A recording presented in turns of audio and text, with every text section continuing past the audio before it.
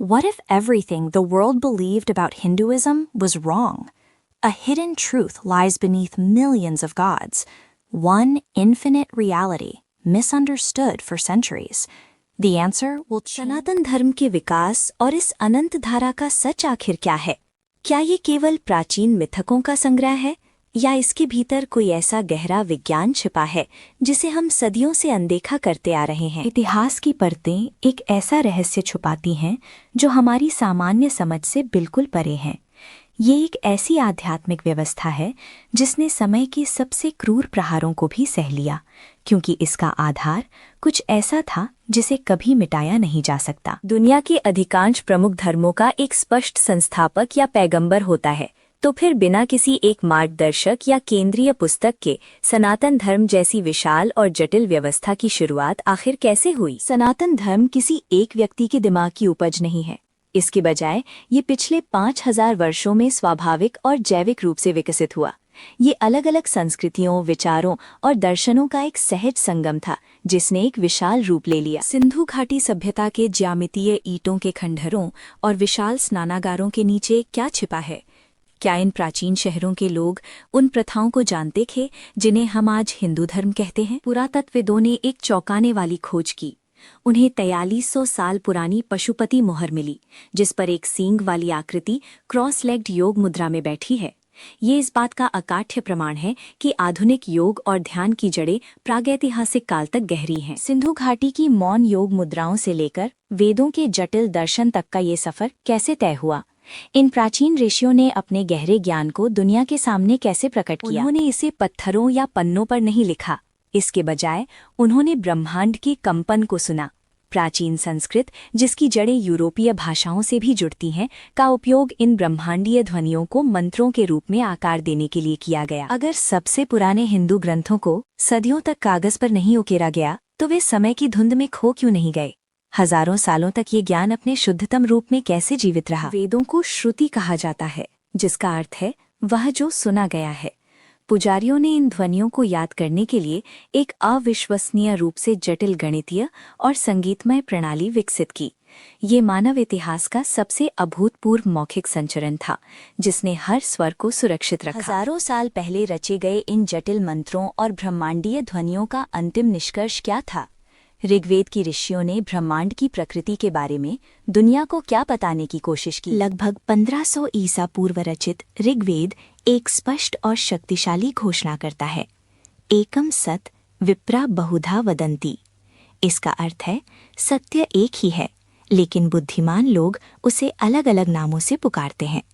ये एक गहरे अद्वैतवादी दर्शन की नींव थी। अगर वेदों का मूल संदेश ये है कि ब्रह्मांडीय सत्य केवल एक है, तो आज हम हिंदू धर्म को 33 करोड़ देवी देवताओं वाले धर्म के रूप में क्यों जानते हैं? ये विरोधाभास कहाँ से आया? ये विरोधाभास पश्चिमी चश्मे से देखने का परिणाम था। 19वीं सदी में जब ब्रिटिश जनगणना अधिकारियों ने भारत का सर्वेक्षण किया, तो वे इस जटिल दर्शन को समझ नहीं पाए। उन्होंने अद्वैतवादी व्यवस्था को एक आदिम बहुदेववादी धर्म का लेबल दे दिया, जिसने दुनिया की धारणा को हमेशा के लिए बदल दिया। ब्रिटिश अधिकारियों ने जिस चीज को अलग अलग देवताओं की अराजक भीड़ समझा, उसका वास्तविक अर्थ क्या था? पश्चिमी दुनिया इस प्राचीन धर्म के मूल स्वरूप को समझने में कैसे विफल रही? पश्चिम ने इसे ग्रीक या रोमन पौराणिक कथाओं की तरह देवताओं के बीच प्रतिस्पर्धा के रूप में देखा, लेकिन वास्तव में हिंदू धर्म अद्वैतवादी और सर्वेश्वरवादी है। ये पूरी तरह से ब्रह्म पर केंद्रित है, एक एकल निराकार ब्रह्मांडीय चेतना जो हर चीज में व्याप्त है। अगर ईश्वर का कोई रूप नहीं है और वो हर जगह मौजूद है, तो हिंदू धर्म में मूर्तियों की पूजा क्यों की जाती है?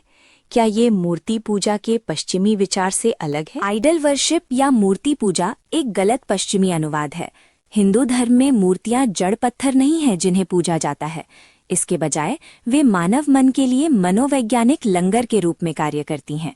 मानव मस्तिष्क अनंत को नहीं समझ सकता, इसलिए वो ध्यान केंद्रित करने के लिए भौतिक रूपों का उपयोग करता है। अब्राहमिक धर्मों में ईश्वर एक रचयिता है जो अपनी रचना से अलग है, लेकिन सनातन धर्म के इस अद्वैतवादी दृष्टिकोण में ईश्वर और ब्रह्मांड के बीच की रेखा कहाँ खींची जाती है? सनातन धर्म रचयिता और रचना के बीच कोई सख्त रेखा नहीं खींचता। ईश्वर कोई बाहरी शक्ति नहीं है जो ब्रह्मांड को चला रही है। ईश्वर स्वयं ब्रह्मांड है। वो अस्तित्व का ही ताना बाना है। आप ब्रह्मांड में नहीं है, आप ब्रह्मांड का ही एक हिस्सा हैं। अगर हर इंसान, हर कण और हर अनुभव दिव्य है, तो दुनिया में इतनी पीड़ा, बीमारी और मृत्यु क्यों है?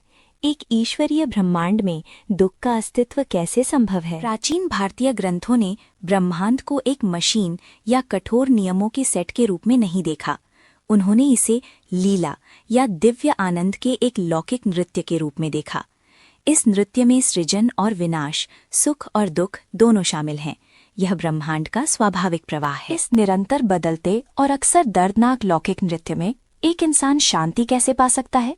प्राचीन ऋषियों ने मानव मन को अस्तित्व की पीड़ा से बचाने के लिए क्या उपाय खोजा? उन्होंने एक अभूतपूर्व मनोवैज्ञानिक उपकरण विकसित किया, जिसे भगवद गीता में स्पष्ट रूप से समझाया गया है।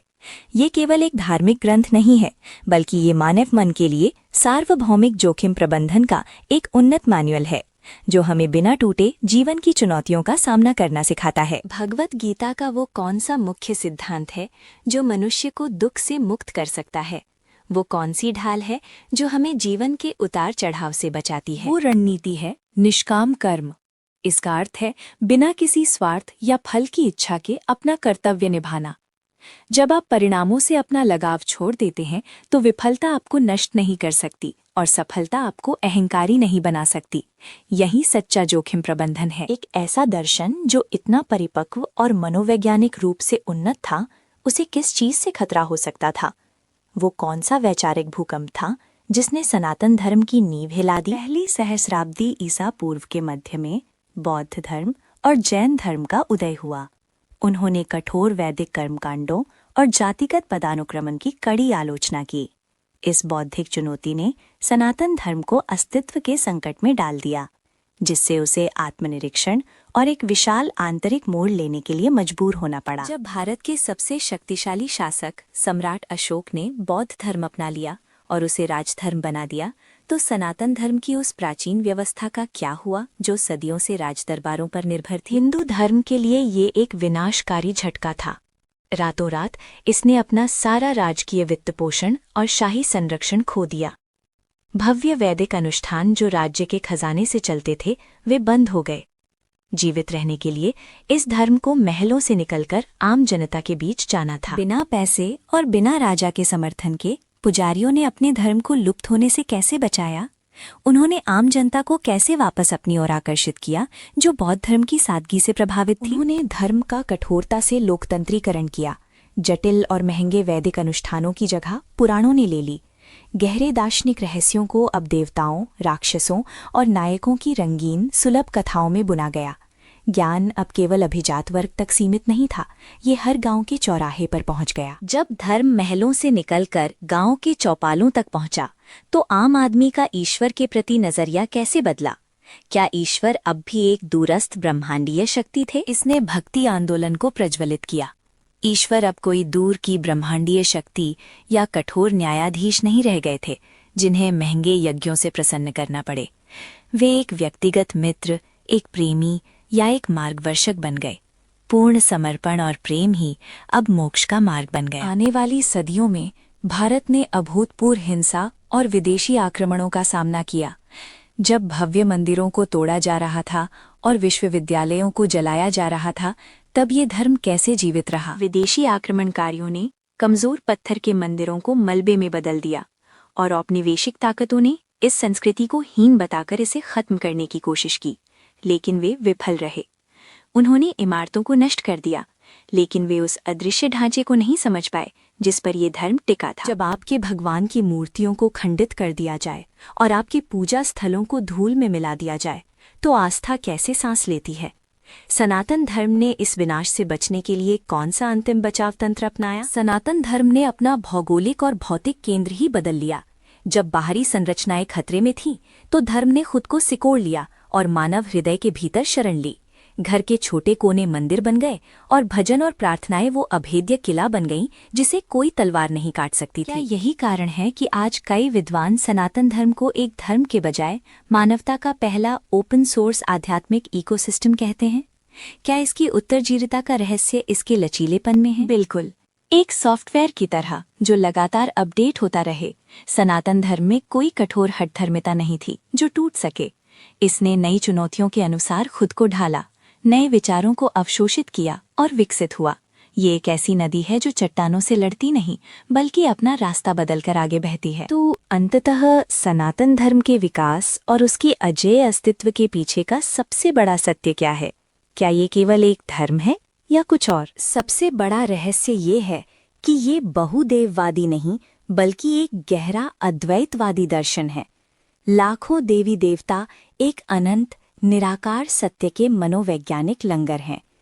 5000 वर्षों में मानवता के पहले ओपन सोर्स इकोसिस्टम के रूप में विकसित होकर इसने कमजोर पत्थर के मंदिरों से अजेय मानव हृदय तक का सफर तय किया है। एक ऐसी दुनिया में जो तेजी से बदल रही है और जहां पुरानी मान्यताएं टूट रही हैं, सनातन धर्म की इस अनंत धारा के लचीलेपन का हमारे आधुनिक जीवन के लिए क्या अर्थ है? ये साबित करता है कि जब कोई व्यवस्था कठोर नियमों के बजाय मानवीय चेतना, निरंतर खोज और अनुकूलन पर आधारित होती है तो वो समय की हर कसौटी पर खरा उतरती है। सनातन धर्म केवल अतीत का इतिहास नहीं है, ये एक जीवंत, धड़कता हुआ वर्तमान है। ये एक ऐसी धारा है जिसे कभी बांधा नहीं जा सकता। Perhaps the most surprising revelation about Hinduism is that it is not actually a polytheistic religion of competing gods, but rather a profoundly monistic system where millions of deities serve as psychological anchors for one infinite, formless reality. Emerging organically over 5,000 years without a single founder or prophet, Sanatana Dharma functioned as humanity's first open-source spiritual ecosystem.